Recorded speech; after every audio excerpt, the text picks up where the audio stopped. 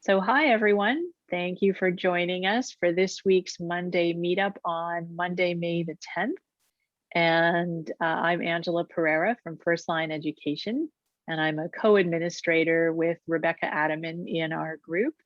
And in our company, we have continuing education courses for kinesiologists who are studying to write the regulation exam for kinesiology in Ontario, getting started in practice, and then working on their own clinical practice development skills. And tonight I want to introduce our guest, Chris Chorney, and Chris is an ergonomist joining us from Hamilton, but I guess virtually from Hello. Anywhere in these days. Hi, Chris. Joining you from the cloud. From the cloud, exactly, exactly.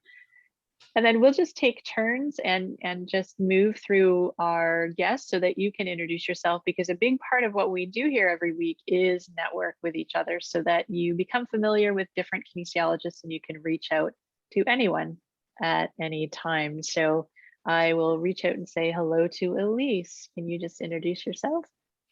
Hi, I am working as a kinesiologist currently virtually with all my clients. I've been working in the industry for about 13 years now, I think, and I've participated in all different areas of it. I've worked in physiotherapy clinics. I've worked prior to COVID, I was going to see my clients in their homes who had different chronic conditions and doing rehab therapy with them.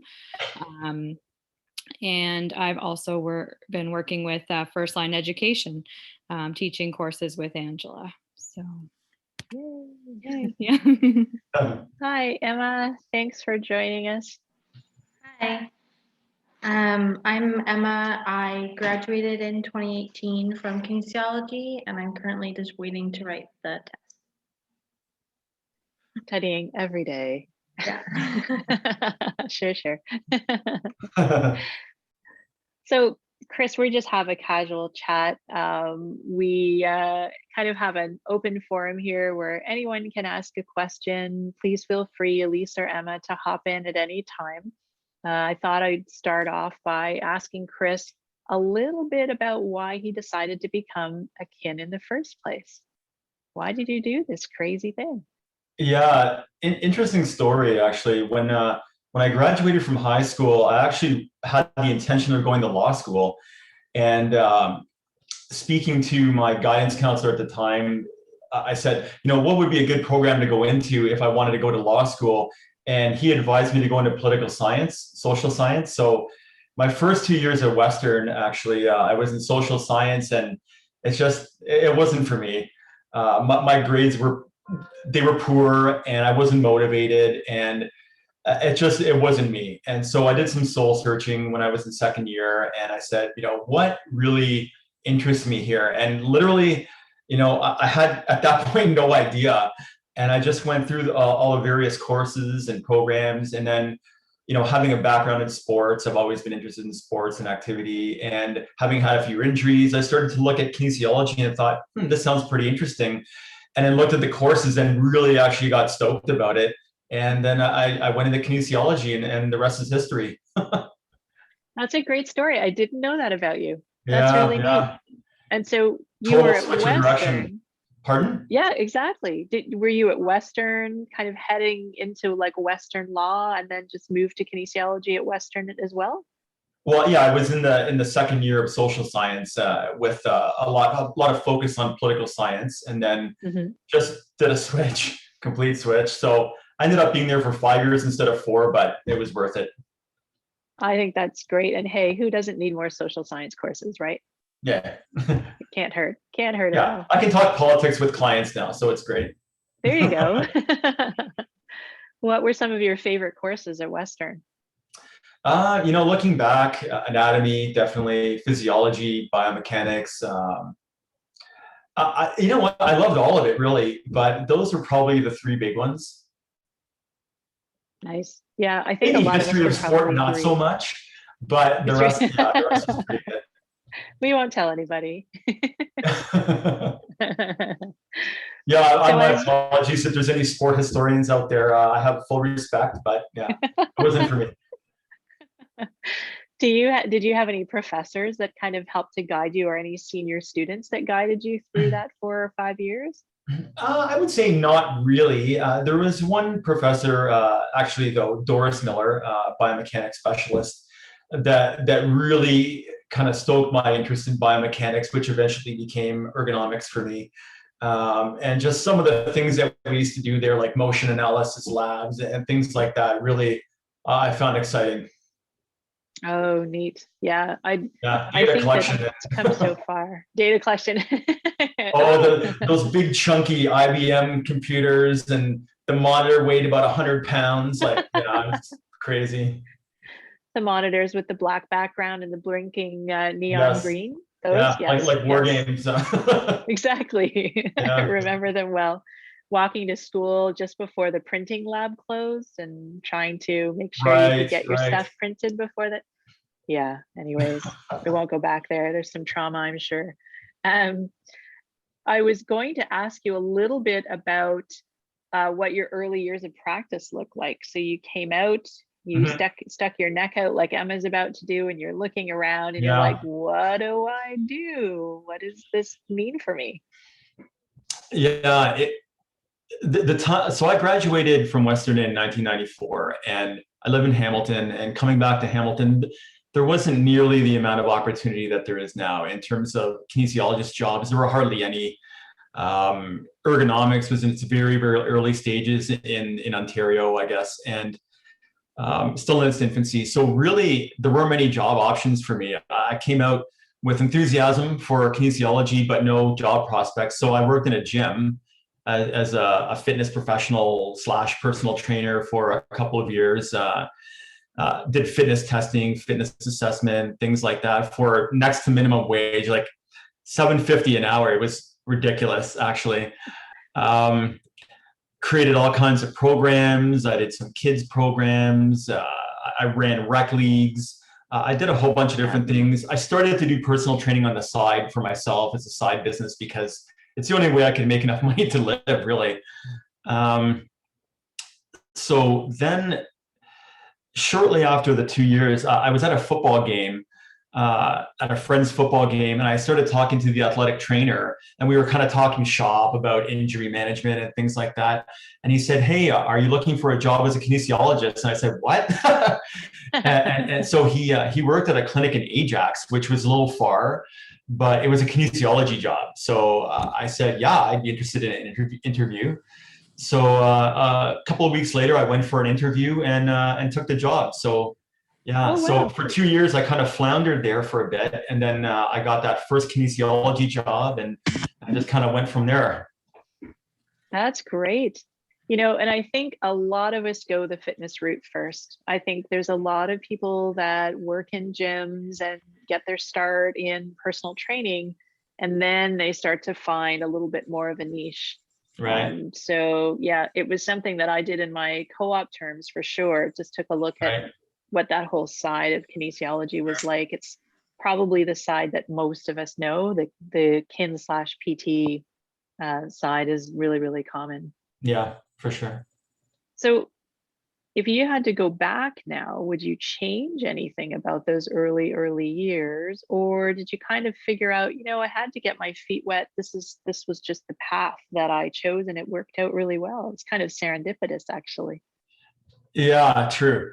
Um, yeah, knowing what I know now, I definitely would have gone for a co-op program in ergonomics. Like Okay. I think Waterloo, I know Waterloo has a co-op program. I don't know if any other schools do.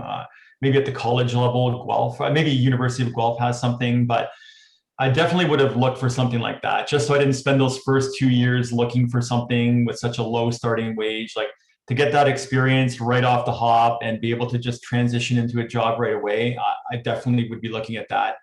Knowing what I know now, I mean, I have no regrets for the path I've taken. It's taught me a lot. I got a lot of experience in a lot of different areas, but yeah, just to kind of fast track things a little bit, knowing what I know now, definitely would be looking at that. And an ergonomics program where maybe a year or two out, I'm coming out with certification, something like that.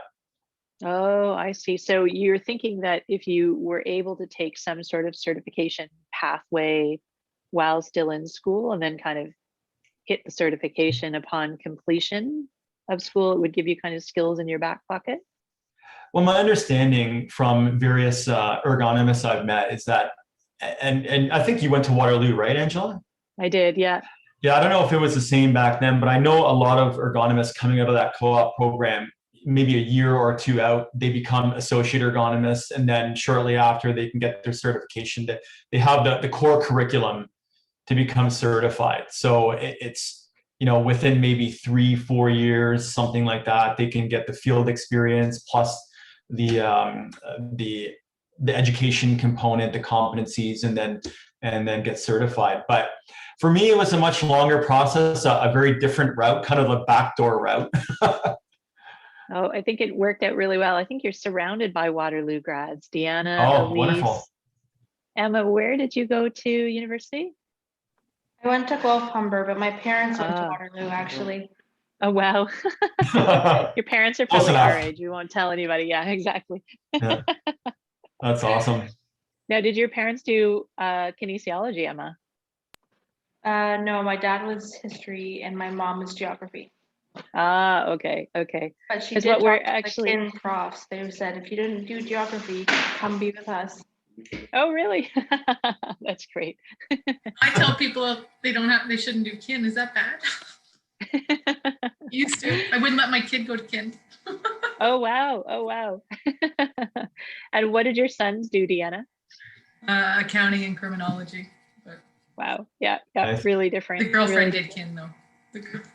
That's right. That's right. Yeah, we talked about that. It's okay. It's really interesting. It's really interesting because I think that, as you were saying, Chris, kin is so big that unless you're going to a school that has a pretty good internship, co-op program, practical exposure, some of the MPK programs now do have some streams that you're required to go through in terms of chronic disease exposure to get experience there. Then that's how you would find out more about the area that you were interested in. And then that would mean that as you went through those terms, you could tailor your courses a little more perhaps, and then look at, as you were mentioning, the education plus the work experience time that you'd have to gather in order to challenge an exam or simply Right. work in the area if there's no particular standard set. Yeah. So do you have any advice for new kins entering the field if they were really interested in ergonomics and occupational health and safety? What are some of the maybe post-grad courses or courses in university even that you might recommend that would help to ease their journey? Well, I believe that. So, I mean, masters in ergonomics would be something you could specialize in. A lot of programs don't still at this point have specialized ergonomics programs. I know Waterloo does, Guelph does. There are some online programs you can take post-grad. University of Derby is in England, I believe. You can take an online master's degree there. There are a few, but the one thing I would do for sure is if you figured out that you're interested in ergonomics and you're planning on going down that route, become a student affiliate as soon as possible. I would definitely do that with the Ergonomics Association. Find a mentor, find someone in the field that can give you some advice, maybe do some volunteer work. If you're in a co-op program, great. You might be able to get a placement somewhere where you can gain some ergonomics experience. But yeah, mentor, there's tons of people. And, you know, Angela's a master collaborator. You know, she opened my eyes to these things. But yeah, you definitely can collaborate with a lot of people, especially through this kind of a kin group. And lots of people are willing to give you that kind of, I guess, knowledge, just to show you the ropes or help you get your feet wet. I've had various mentors just through the various jobs I've had. I've never had to seek out anyone. And early in my career, I never really had those opportunities. But I did work with various people that had more experience in ergo that just mentored me and that I could look up to and just ask a ton of questions. Definitely ask questions. There's a lot of literature out there. Read like crazy. There's textbooks, there's online resources, there's all kinds of free literature about ergonomics out there. All the tools are available. The assessment tools are all free online. So Oh, okay. yeah, definitely. Wow. When you were going through school, were you learning some of the practical tools that then became your products and services? Like, were you learning how to do a physical demands analysis, functional capacity evaluation, risk hazard analysis, these kinds of things? Actually, no, not really. So our program was it was just very generally, like just a general kinesiology program. The closest thing would be physiology, biomechanics, and anatomy, really. But when I first became a kinesiologist, so I worked, as I mentioned, I was working in Ajax for a year when I first started my kinesiology career. And then I moved back to Hamilton. I found another position. And this clinic had asked me, do you have experience doing functional capacity evaluations, PDAs, ergonomic assessments? And they asked, can you do it? And I said, absolutely, right? That's Like, always say the yes right and answer. figure it out later. I wasn't going to let the Yeah. opportunity go away. So I took the job, and then shortly after that, I took Kevin Karn's Archon course, FCE course. That's right. It was Archon back in the day. Yeah, it was Yep. Archon back then in the early days before metrics. I took an ergonomics course, kind of a weekend course, but I went to Mac Library and did a ton of studying. Everything I could read on ergonomics, the Eastman Kodak ergonomics guidelines, like you name it, everything. Snook and Remember Serial, those? like, yeah, all that kind of stuff, right? NIOSH. I just kept reading and reading and reading. And I learned those things, and how to do a functional abilities evaluation. Took the course, did some reading, and started to do them. And the clinic that I was at the time, they were really, I guess, one of the first companies in the area to really start to bill auto insurers for those services. So I started doing a lot of assessments, office ergo assessments at first, and some functional abilities evaluations, and then it blossomed into a physical demands analysis and a whole kind of network of services. But so after the 10 years that I was working there, I probably did about 200 ergo assessments. Wow. Yeah, and by that time I had 10 years of experience under my belt, and so some skills to be able to put on my resume, and a good skill set for sure. It seems to be about that golden period of 7 to 10 years. And that's when you can really start to call the shots a little bit. I think the first 3 to 5 years, you're kind of orienting yourself. From 5 to 10 years, you're like really gaining some big skills, and your billing rate and your salary is climbing. And then at 10 years, it seems that people are popping up and looking around and saying, I'm going to make a right turn, or they're going to say, okay, I'm really going to specialize now.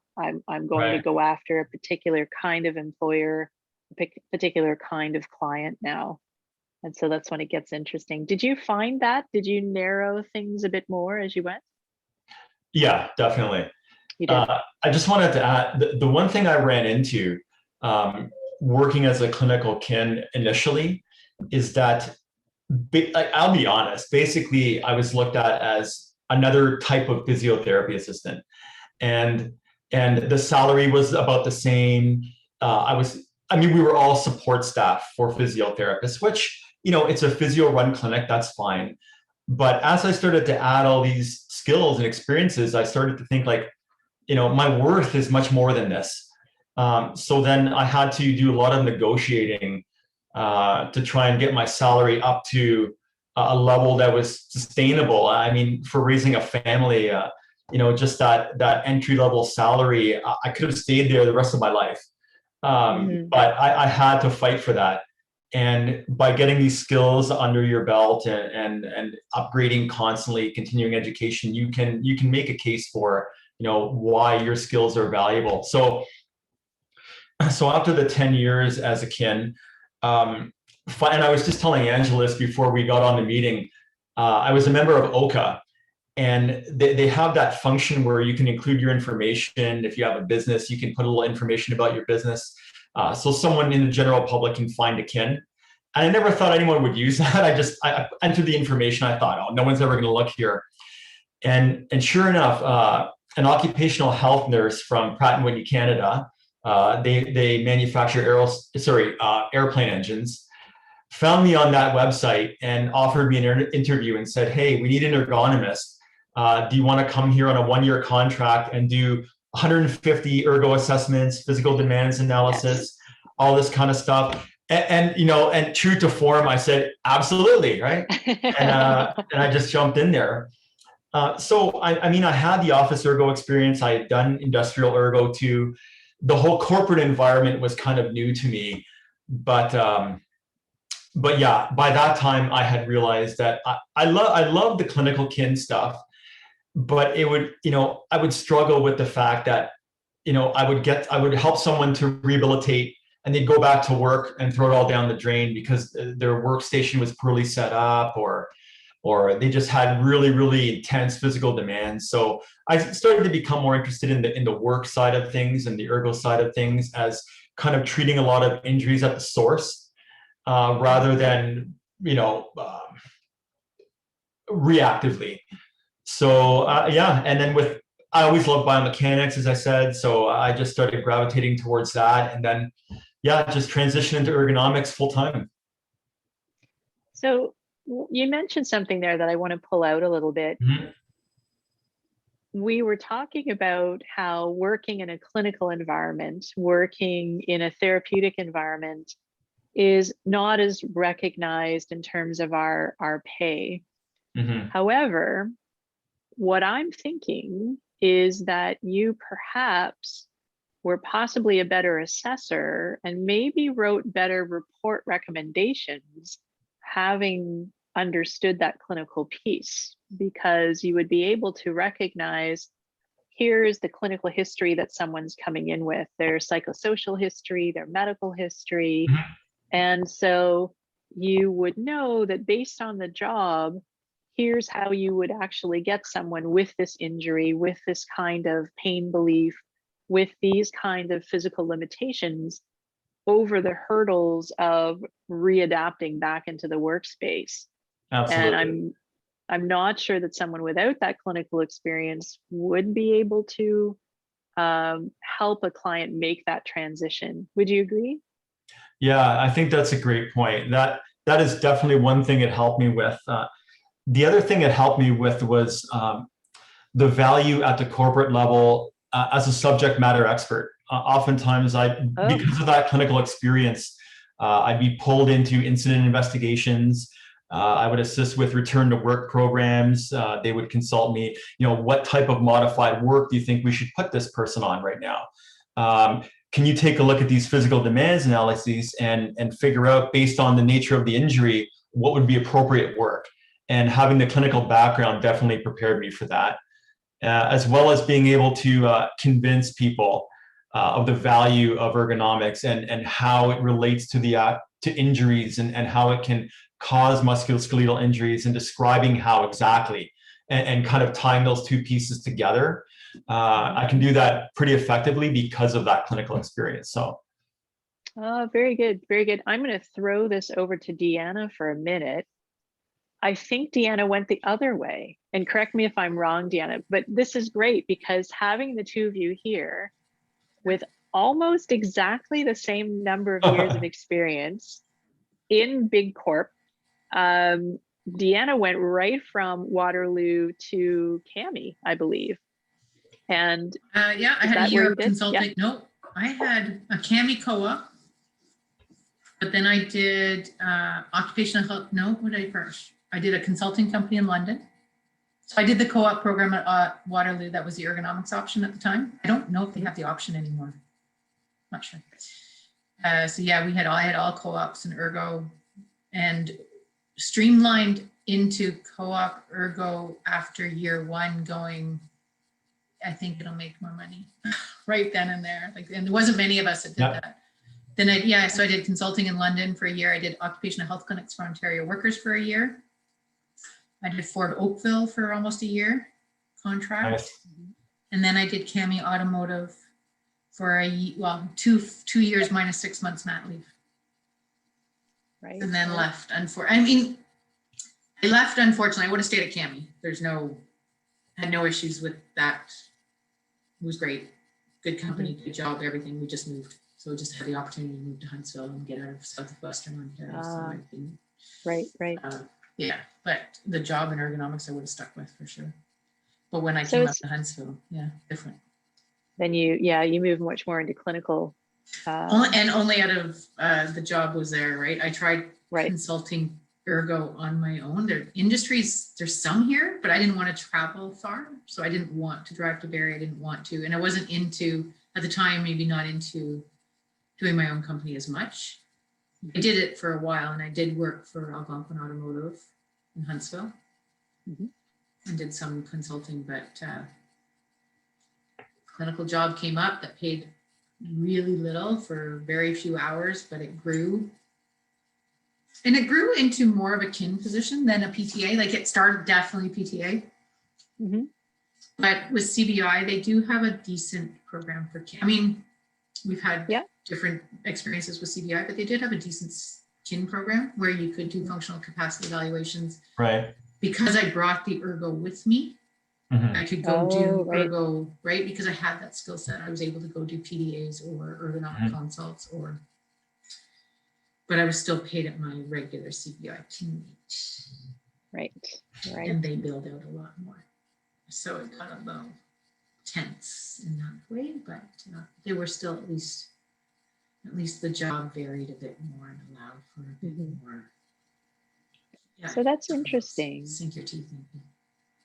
Yeah, it's exactly. And so, Chris, similarly, Deanna hopped around those early years. I mean, everyone I think has very much a similar experience where you hop around a little bit and you explore and you poke and prod and figure out where your happy place is.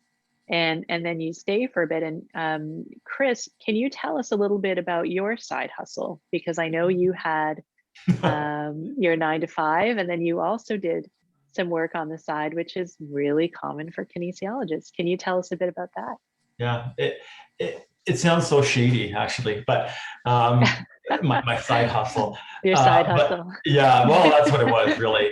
So back in those early days when I was learning how to do the FAEs and the PDAs, I found, I had a young family and I was trying to generate more income, and I had an opportunity to do some independent medical evaluations for a company that worked with an auto insurer.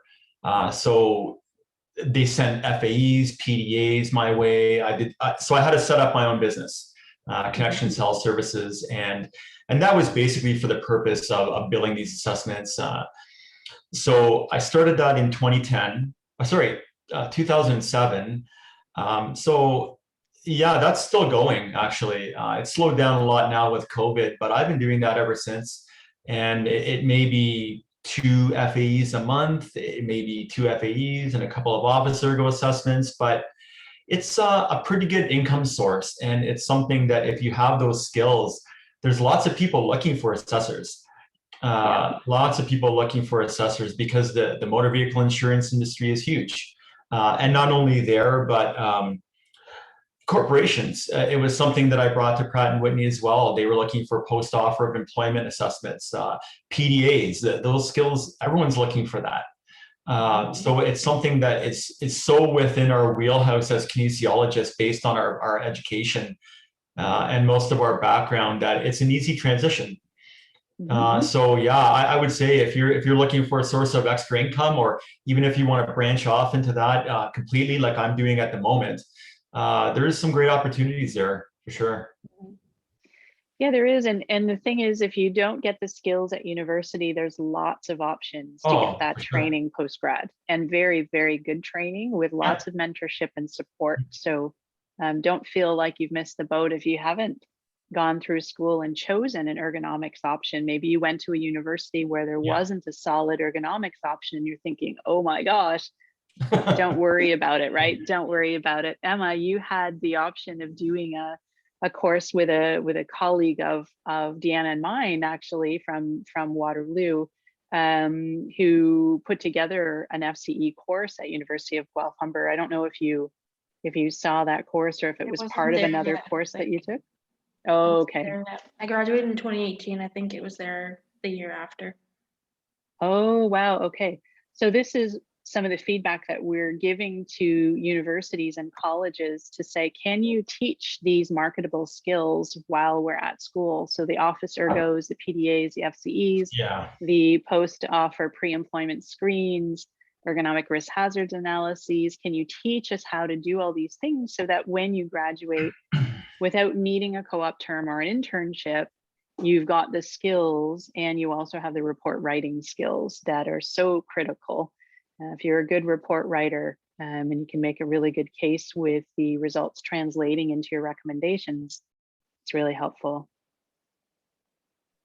I don't know what programs are doing now. I'm kind of out of the loop. I'm not involved with educating right now, but just being able to explain to kids before they graduate how the industry works, like how many of these things fit together and the different opportunities that are there. I think some people are starting to do that, Angela, yourself included, but well, Angela and Elise. But yeah, that information I had to figure out on my own. There was nothing there. Just figuring out what's in demand, what can I market, where do I get that course, like. But yeah, definitely how it all fits together. What can you do with this kin degree? What can you use your skills for? Graduating, how can I just transition into a job right away? It's great knowledge to have because you can go to work at a company doing one thing. Our company worked with a medical assessment center, like a corporate medical assessment center, and a contract landed in their lap from the TTC, and they said, they're asking for this product. We've never heard of it. And I said, we can do that. And then I turned to my colleagues and went, oh my gosh, okay, let's figure out how this is going to work.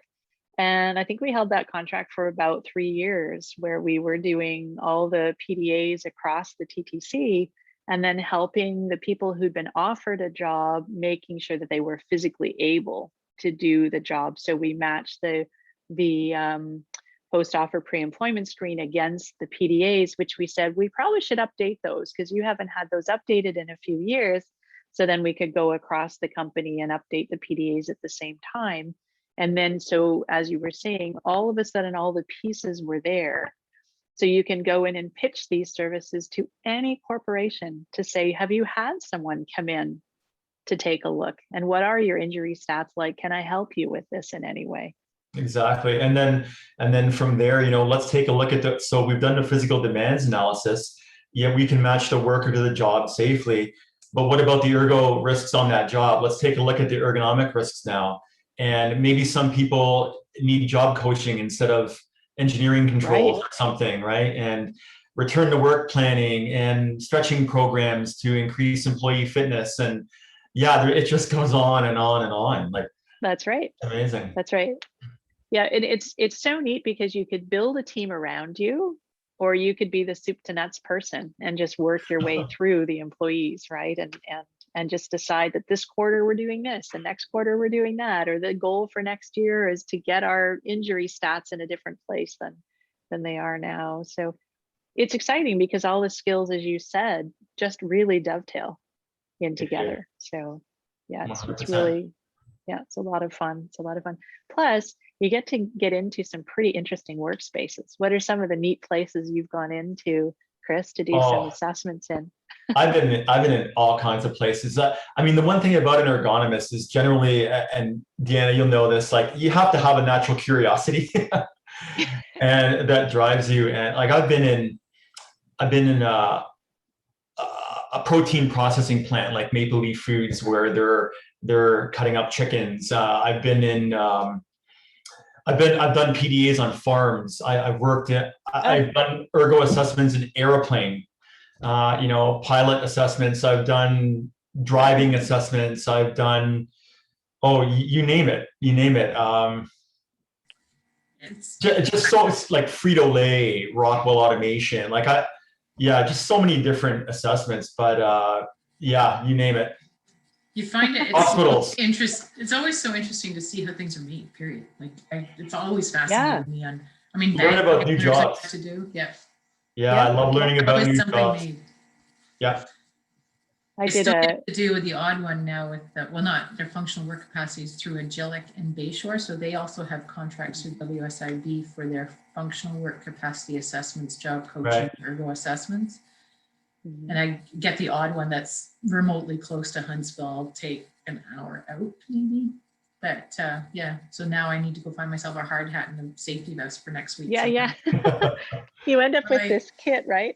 I have a lot, but I don't have, I'm like, I don't think I have a hard hat. She goes, no, you actually have to find one. I'm like, oh, okay. But it's for the training school for heavy equipment operator outside. Yeah. We get to go play on the big machines, mighty machines. Interesting. Interesting. So I still get to asking, dabble in it, which is nice. Oh, that's great. I remember coming home with a referral saying to my dad, who was a manager for Bell Canada, Dad, do you have any hard hats that don't have Bell on the front? He was like, what's wrong with having Bell on my hard hat? I'm like, no. I'm just going into this company and I don't want Bell Canada on my I'm going into Rogers. I can't really go right. Yeah, exactly. So you have the safety vest, you have the hard hat. I had the steel-toed boots, all the gloves, always wore black pants because they were going to get so grimy, right? Yeah. See, if you work in a Sarnia, the soot, whatever, I don't know what they were, the coal, I don't know what it was, but I came Oh, black. wow. And everything was black. Respirators, safety glasses. I put a hoodie on, hard hat, safety glasses, respirator, gloves to my elbows, safety boots. Earplugs. Earplugs. Yeah. We used earplugs as well. Yeah. Or earmuffs or whatever. Yeah. Or earmuffs. Yeah, that's right. I did a PDA once in an 18-wheeler, which is a lot of fun, measuring all the amounts of forces for all the different, the couple of gear shifts and the clutches and all that kind of stuff. And I said, maybe I should try and drive this just to appreciate your experience. And they said, no. Wasn't gonna work. Well, when I did the PDA on the farmer, well, I've done a few farming assessments, but this one was a small farmer who had a chicken coop, and we went in there, we retrieved some eggs, we fed the chickens, we cleaned out. Well, he did, but I was with him. But it kind of inspired me afterwards. I thought, it's not that hard to raise chickens. Now I know how to do it. Like unlimited supply of eggs. Yeah, it was kind of cool. Yeah, but a little dirty, a little smelly. But the one thing I realized was that I appreciate what nurses have to do when I had to do a PDA on an ICU nurse. So speaking to the times, right? Yeah, that was pretty incredible watching someone come out of the operating room and then sitting with the nurse until that person moved through the ICU and into a bed. So that was really something. Yeah, Has the COVID patient handling affected stuff too. Yeah, patient handling it's a huge area for nurses, for orderlies. Yeah, it's really massive. I was going to swing the discussion over, Chris, to asking if COVID had affected the job at all. Has that changed either what you do day to day, or has it affected the kind of assessments that are coming your way? Yeah, it has affected me for sure. Just because it's affected so much of my clientele. The contract that I had at Pratt & Whitney, that came to an end, and typically we would renew it on a year-to-year basis, but we didn't renew it because of COVID. So that's when I transitioned to doing these independent medical assessments, but even those are at a standstill because a lot of employers, it's just not a priority right now. The priority is COVID and managing the sick time and stuff like that, and just trying to keep their basic operations going and not laying people off. So a lot of that has suffered for me, for sure. There's some assessments going on, but some of the larger scale stuff in larger companies, it's not possible right now. Around here anyway. Right. It's a big switch. It's a big switch. Yeah. And that's the thing I think Deanna can speak to is sometimes being located remotely means you get really interesting referrals, but there is some travel time to get there. When you're in Hamilton, Toronto, even Eastern Ontario in a center maybe like Kingston, things are a little bit closer perhaps. So that might be something that kind of works in your favor as people transition back to work. There's probably going to be a bit of an avalanche of all this back work that needs to be completed. So there's always that option. So Chris, I was going to ask you, what would your favorite work day look like? Absolutely no reporting. No. Yes, I hear you on that. I like the mix of what I do. I forgot to throw in that I do the occasional injury rehabilitation to some personal training still now and again. Usually it's friends of family or someone I know through word of mouth that reaches out. But I enjoy doing some of that one-on-one interaction with people. I love ergonomics. I love educating people, helping make their jobs safer, learning about new jobs, and that hands-on experience where you're interacting with them, finding out about the job, but also data analysis, analyzing the job itself. So that biomechanics aspect. So I like that. Some reporting is good too. It's a change of pace. So I don't mind doing some of that.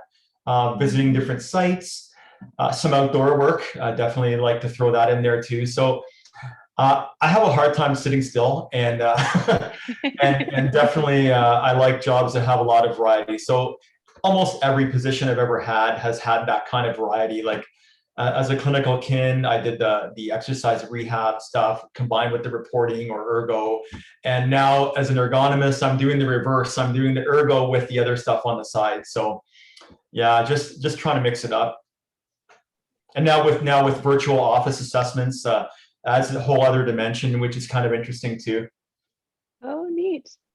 Very neat. I think that as kins, Chris and I were talking before we joined everybody here. If you like variety, kinesiology is for you, because I think that you could combine the clinical with the outreach of going to different offices, going to different manufacturing plants, traveling from branch to branch if you're working with a larger employer. There's so many possibilities, and really no 2 days could be the same. And so it's a lot of fun. It's really a lot of fun. Absolutely. And I'm noticing now, Chris, I don't know if you've noticed this, there's a lot of positions popping up where companies are looking for kinesiologists to edit reporting and actually go through the reports that other healthcare professionals are writing, because we're able to look at how is this client presented through their medical history and their psychosocial history. And then now let's take a look at how they presented for their functional capacity evaluation, for example. And now let's get the PDA piece in. Let's see how the clinician did the matchup there. And then let's look at that return to work recommendation piece to see how it's paced and how it's timed out. So I don't know if you've ever been asked to do any report auditing or report editing. No, I haven't. I've typically been on the other side of that, generating the report. But as part of that report, I've made the return to work recommendations, I've answered referral questions. So I've done that kind of stuff, but not as an auditor. No, just as the report writer. Mm-hmm, mm-hmm. And you're talking like quality assurance, basically. Yeah. A little bit of that quality assurance piece. Yeah. Yeah. How long would you say some of the reports would take to write if we choose the big whopper of the FCEs versus an office ergonomics or a PDA report, for example? Office ergo assessment. I mean, a lot of these things eventually, when you get used to it, it's templated. So not to say it's cookie cutter, but the reporting, like the report format, is templated. So yeah, if it's something that's non-complex, I could get a report off in an hour and a half for sure. That's typical. For industrial ergo, it would be a little different. It depends. Some sites, they use assessment tools, software. So the report would be pretty quick. It's just data entry. Other ergonomics reports are more detailed. So you'd have to create everything from scratch, and that might take 4 hours or so. Function PDA, same thing. Maybe it depends how complex, but maybe 4 hours. Let's see. Yeah, FCE. Again, it depends on if you're using software like metrics, for example, software, FCE, where the report is generated. You do the data entry and it generates the report. Something like that, maybe 3 hours, maybe. If you're creating your own, maybe a little longer, 4 hours, but then I would have that templated as well. I have various templates for different situations. But a 2-day FCE, a little bit longer maybe, just because you're adding that extra half day or 2-3 hours. So maybe 4.5 to 5 hours. But it depends on how much work you want to put into something too, right? Like if, say I'm doing an office ergonomic assessment and I want to make a recommendation and I can't find something that I want to recommend, it doesn't really kind of fit what I'm trying to do, or I don't think it's going to fit the worker properly. I'll dig and dig and dig until I find what I'm looking for. So sometimes a 1 hour report can become 3 hours, but I don't mind. I don't bill for that. It just, you know, I want to help the worker out, so, or the client out. Yeah, I think that probably jives. Would you say, Deanna, that's about what, yeah, that's about what I would say. I used to do an assessment in the morning and then do the reporting in the afternoon. And I quickly learned to reverse that when I could, because I'm much fresher at writing in the morning. So I would write reports in the morning and I would meet clients at 1 o'clock in the afternoon and then work with them through the afternoon. So that took a little while to actually start working with my own brain and figuring out how best to do that. Otherwise, you're getting home for a very late lunch and then trying to start a report. So that becomes a challenge and you're on a deadline. So you have to deliver within usually 3 to 5 business days is the turnaround. So there was many times when I was working as a clinical kin where I would work a full 8-hour shift and drive out to Sarnia and do an assessment out there, come home, start the report that night maybe, or maybe the following night after work. A lot of late nights for sure, but early mornings, because I found out that I work better in the morning too on reports and that kind of stuff. But I mean, there are options now. If you're using, say, you're in a corporation and they're using ergonomics assessment software, a lot of times you can enter the data on a tablet. As you're doing the assessment, you can just enter the data in as you go, so it spits out something, and then you just edit it, and it can be done in a couple of hours. So lots of options, but that's great. We use the metrics education software a lot when we were doing our various contracts, and found that really to be quite helpful. Yeah, I like metrics too. I used Archon for a lot of years, but their costs are just so high. And what I like about metrics is it's per assessment option, which is kind of good for me right now. So I'll use that. Yeah, it's really reasonable. So another question for you, work related or not work related, do you have any favorite books or podcasts that you might recommend that you've stumbled upon over this time? You know what? Well, this is not work related. Because so the book, The Alchemist. I've heard about this book for a long time. A lot of celebrities have read it, and there's just been a lot of hype around it. So I thought I would read it for myself just to check it out. And it was a pretty good book, actually. A lot of insight in there. I'm glad I read it. I won't give too much away, but it's kind of about finding your own, your true north, your true path in life, and recognizing signs when they come your way and things like that, and how most people just give up on that at some point. It's either they ignore the signs or they just lose faith or whatever. So it's kind of good timing for it actually with COVID. Yeah, it's a great book, and that's, I think, one of the things that it's tough to think about when you're a newer clinician, that you want to say yes to everything. It's challenging to really narrow a niche because you haven't experienced enough to really figure out that path. And then what do you listen to because it's so noisy? So how do you say, oh, that's a sign I should take advantage of, or I really do need to consider that person's advice? That sometimes takes 3 to 5 years to start to see the signs. And then the more experience you get, you realize, wait a minute, somebody's talking to me and I need to listen to this pretty carefully. So that's a good recommendation. Yeah, thanks. Yeah, you know, Emma, I would say, you know what, if you find something that resonates with you, like I've had so many people, my parents included, tell me at one point, you know, are you going to be able to make a viable career out of kinesiology? Honestly, so many people said it to me in the early stages. And, you know, like I switched from political science to kin because I loved it, because it actually resonated and made me want to get up in the morning and go do it. And I'm excited about every job I go to. And if you have something like that and you find that, follow it. You know what? Because that's your sign. And you know, Yeah. you'll know when something comes your way that resonates with you, you know. Mm-hmm. Great advice. Great advice. Anyone else have any information or words of wisdom for Emma here as we try and say the tough few years go by very quickly, and all of a sudden you realize, I'm so excited to get up and work with this kind of client today.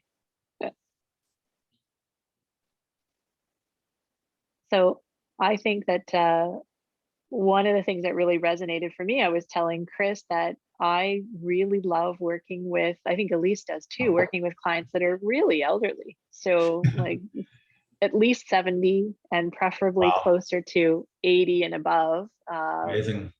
And so working with clients in those ages, very, very interesting. So if you have a chance to do assessments with those clients, I mean, that's rarer because they've long been retired, but you can learn quite a bit about their early days. And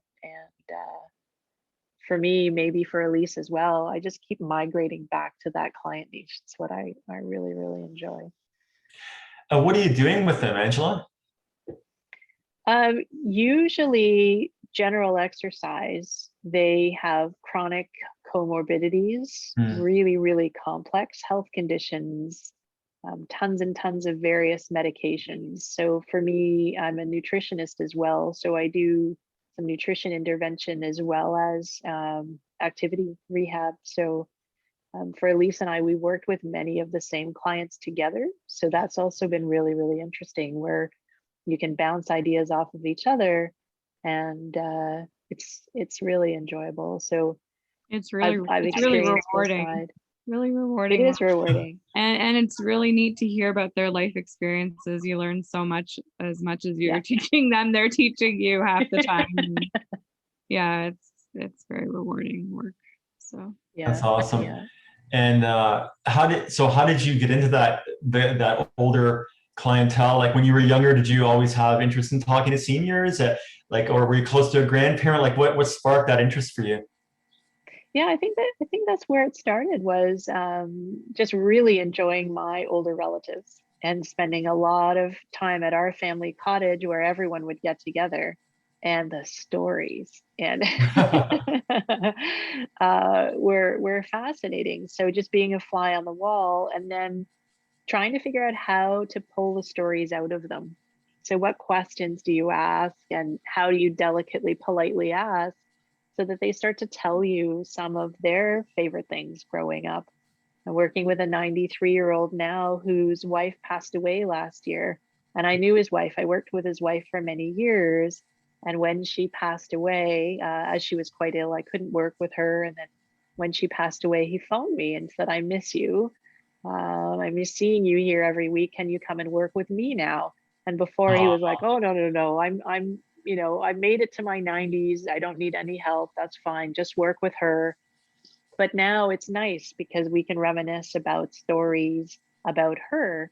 And so it's nice. It's bittersweet, but it's quite nice. And I know Elise has similar stories like that as well. Yeah. And then it's like, well, I mean, some of what they can achieve, like, I mean, it's amazing to see. And like, I don't know, I guess partly like I resonate with just being able to see that, you know, it's not just about like how they look, or like it's not just how they look or how strong they are. It's actually like, okay, I can get up out of a chair, or like I can, walk. Like sometimes they start by being able to just walk down the driveway and back into the house, and then eventually we're walking down the street and around the corner, and it's like pretty amazing to see. I mean, it sounds simple, but that's the kind of thing that allows them to live an independent life still, and that's really cool to see. So I had one say, I had a bath. She was able to climb in and out of the bath. Oh wow, that's huge. And she's in her 80s.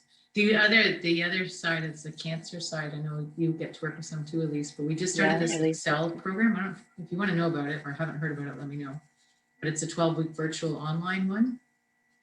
And this group of ladies today, all have various forms of cancer, various stages of cancer, and it inspires me to actually work out. It inspires the PhD student. He gets off there and just like almost in tears listening to them. Yeah. And the fact that they're showing up to do an exercise class the day after chemo and rocking it, and and then the support group they get out of it too. So it's just it's inspiring to work with some other clients that they get so much benefit out of it, whether it's just the exercise or the social part of it, or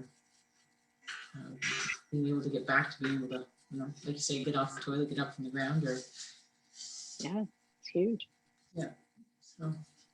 So one of the things, Chris, I think, to be really honest, I'll be really honest, I think another motivator for working with that client group is they can afford a higher hourly rate than what we might get paid in a clinical job. So we're working privately one-on-one and charging far more than what we would be paid as an employee in a clinic.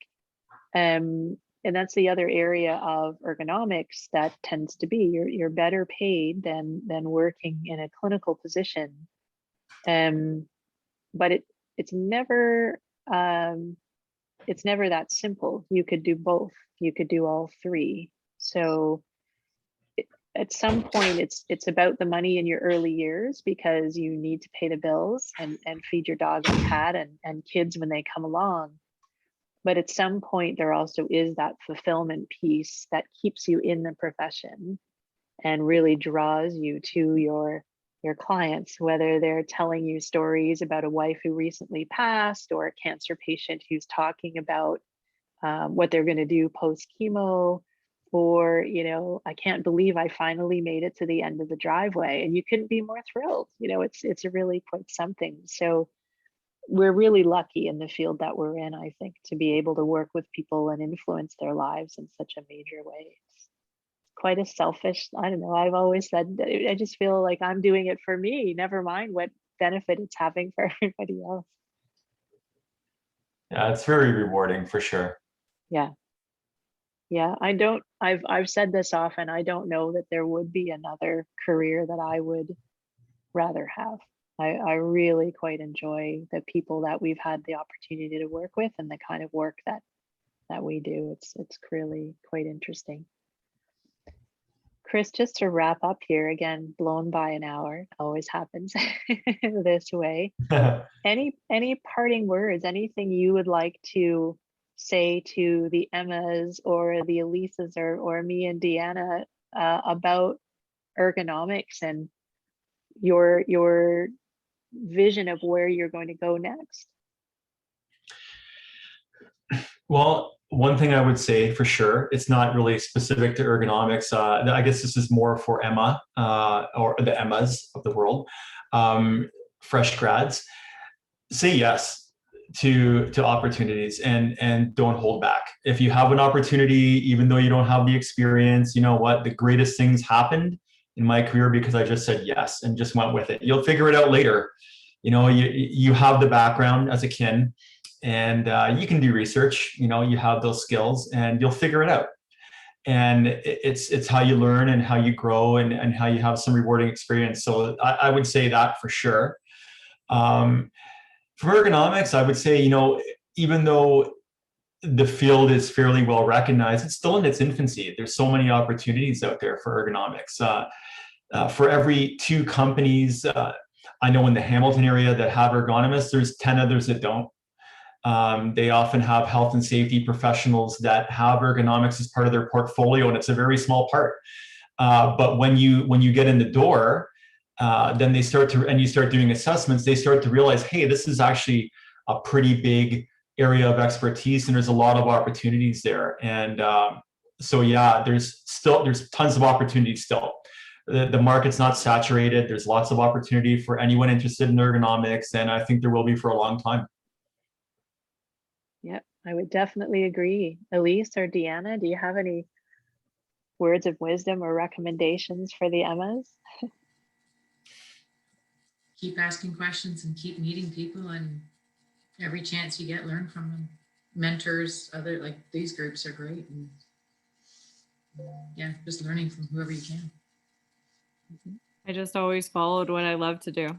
Kind of similar to what we talked about. If I like to do it, kept going in that direction. Yeah. Yeah, me too. Yeah, exactly. And it's pretty, you know when you're doing something that you don't enjoy, and just quickly course correct. But don't be afraid to explore something, saying, oh, I don't really know if I'll enjoy that. Go and test it out. And it's not as, in my experience, working with a lot of athletic therapists and a lot of physiotherapists, our day-to-day can look very radically different. It's not a very similar pattern to a day. It could be if we wanted that, but it doesn't need to be. And I think what you're hearing from all of us is that the fun part is in the very, very different people, the very different environments, and the very different opportunities that come your way. That's what keeps things really exciting. Angela, I just want to say something. Thank you for the opportunity, first of all, to share my story with everyone. I appreciate it. And I also appreciate everything you've done for the profession over the years. You've done so much at a time where kinesiology wasn't widely recognized. Your work has created these opportunities for a lot of us, and I appreciate everything you've done. I just want to let you know. Thank you very much. Thank you very much. I really appreciate that. There's more work to be done, and again, I wouldn't do it if I didn't love it, and I'm just really thrilled that all of you are interested, frankly. So it shows every time I see you're smiling. You obviously I get to hang out with good people all the time. What can I say? Well, thank you, everybody. Chris, I appreciate you. I'm really glad to have had this chance to reconnect with you and chat again. So thanks. It's been fun.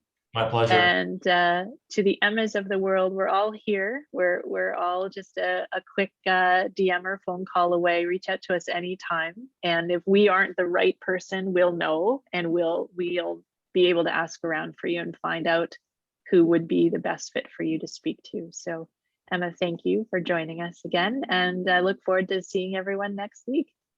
Absolutely. Thanks, everyone. Thank you for all your tips. You.